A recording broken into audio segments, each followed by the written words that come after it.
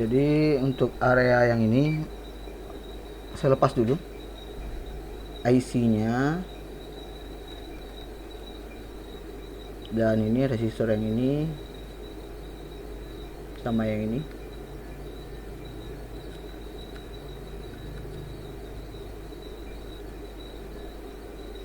Atau ini saya rapikan dulu solderannya saja.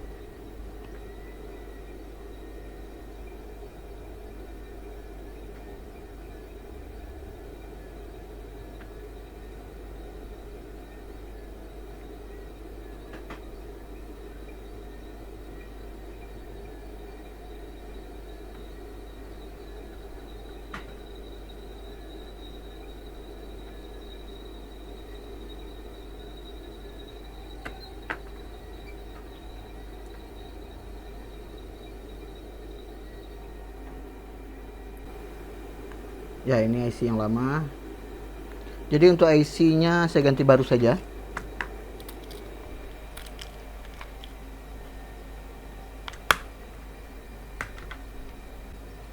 Ya, ini IC yang baru.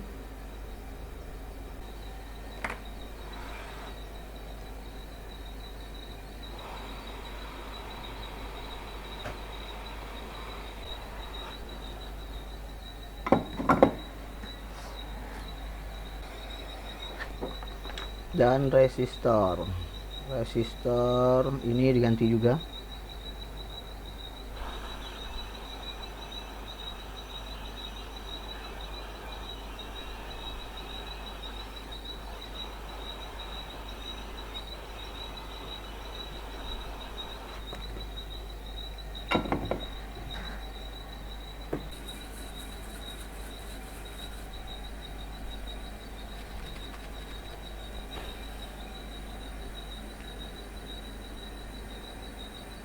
Oke, ini IC-nya. Oke, ini sudah menempelkan sudah sempurna ya.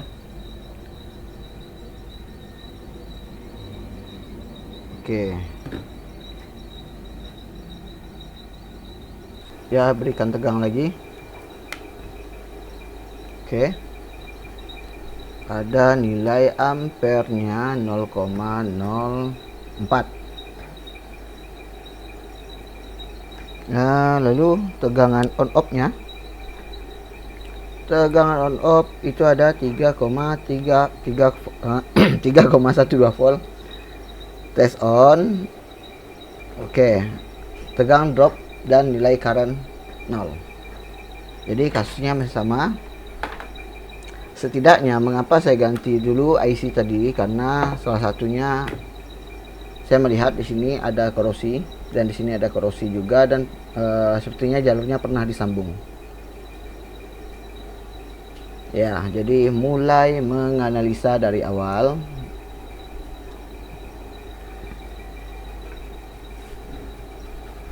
Oke.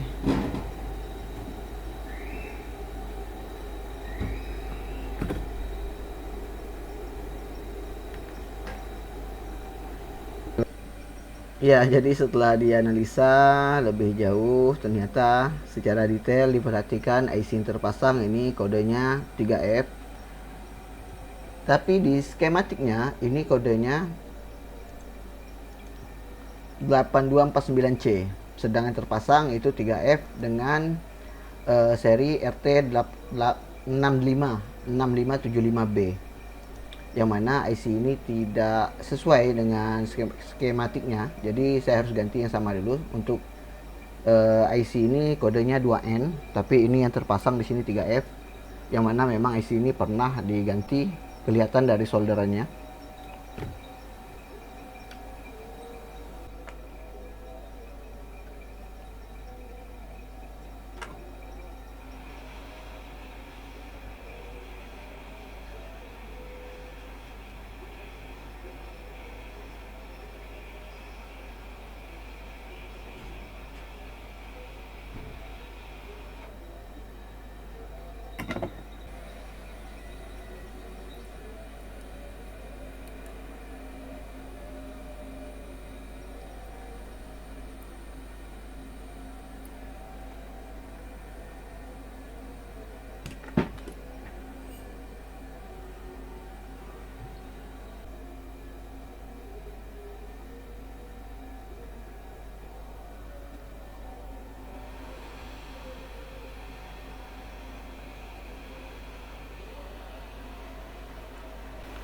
Ya, ini sudah mau maghrib. Bentar, saya pasang ini, nanti kita tunda dulu, baru kita lanjutkan lagi nanti.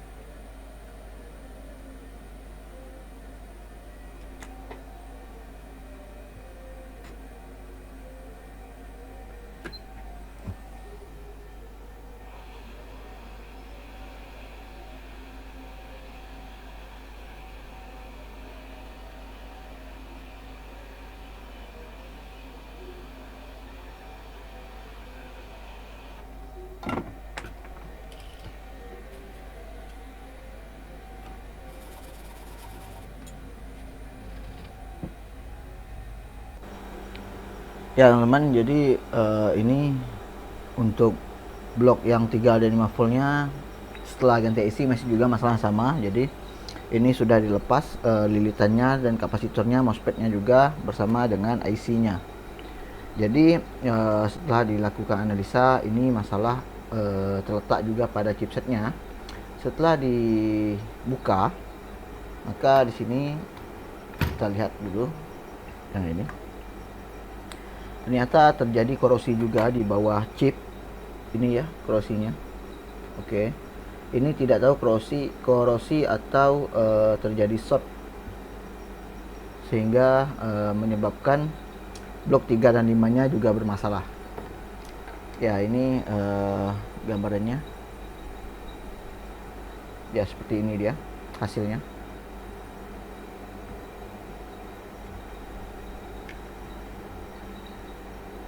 Ya, ini seperti bekas hangus ya. Coba dibersihkan dulu.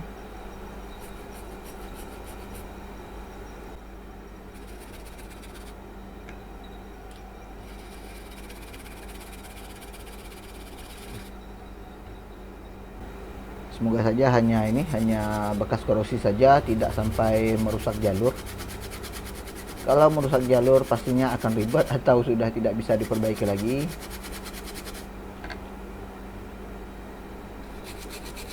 Ya teman-teman, jadi ini saya bersihkan dulu sampai melihat apakah dengan melepas chip ini korosinya bisa 3 dan 5 voltnya bisa aktif lagi, dan terindikasi ini terjadi kebocoran atau konslet yang kecil sekali.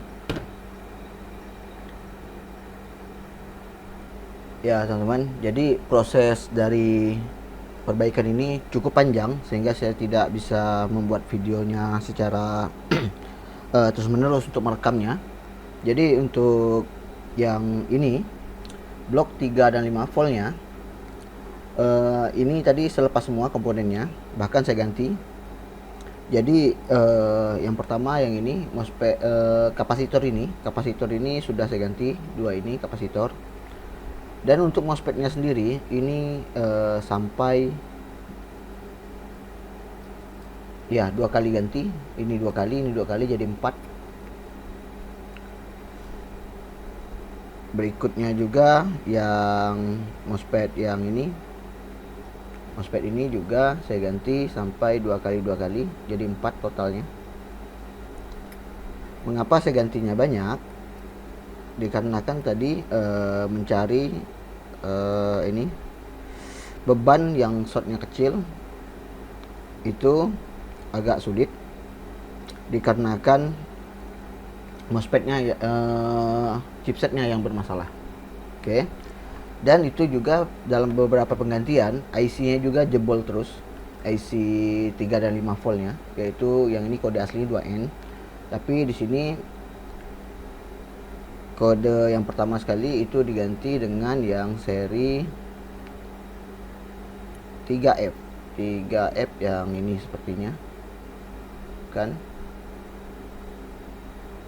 ya, ini 3F itu tidak sesuai dengan bawaan dari skematiknya si motherboard ini. Jadi 3F saya ganti dengan 2N.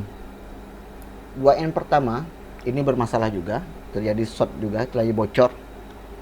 Berikutnya saya ganti lagi 2N ini yang kedua kalinya, juga sampai short total. Setelah itu juga ini IC untuk convert 2,5 voltnya, yaitu ini APL 5930, yang ini IC-nya ya, APL 5930C juga rusak, ini juga diganti. Dan ini chipsetnya juga terjadi short juga, ternyata ada korosi di bawah chip. Ini sudah short tembus ke 3 voltnya. Jadi untuk kerusakannya itu semua, tapi ini tinggal diganti chipset saja. Oke, jadi pada saat saya berikan tegangan, sebentar saya colokan dulu volt. Tadi yang di area ini kita ketahui tidak keluar tegangan 3 volt dan 5 volt. Oke, saya berikan tegangan, standby-kan ini multi dulu untuk mengukurnya. Oke, jadi bentar, saya ulangi dulu. Yes.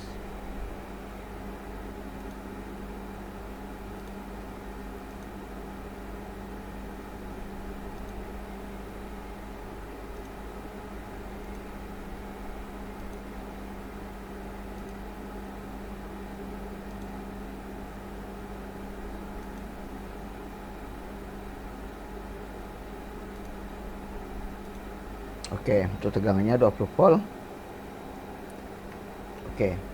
Jadi teman-teman bisa lihat itu nilai ampernya sudah turun naik 0,11, 0,13 dikarenakan tegangan yang di sini ini sudah keluar 5 voltnya.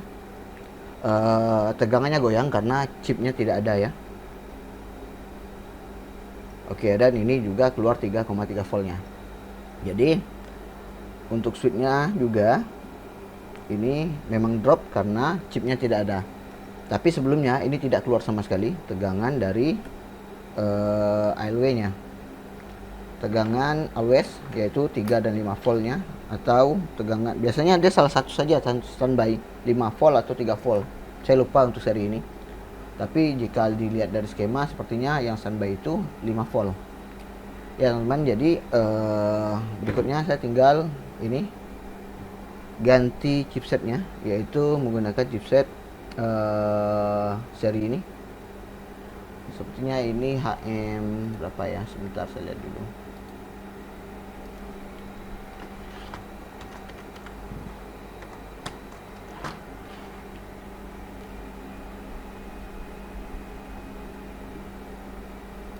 Ya, untuk HM-nya dia gunain HM 370. Jadi tinggal ganti chip PCH-nya. Oke, berikutnya saya ganti dulu chip PCH-nya. Setelah itu baru dites apakah bisa hidup dengan normal atau masih ada PR lagi.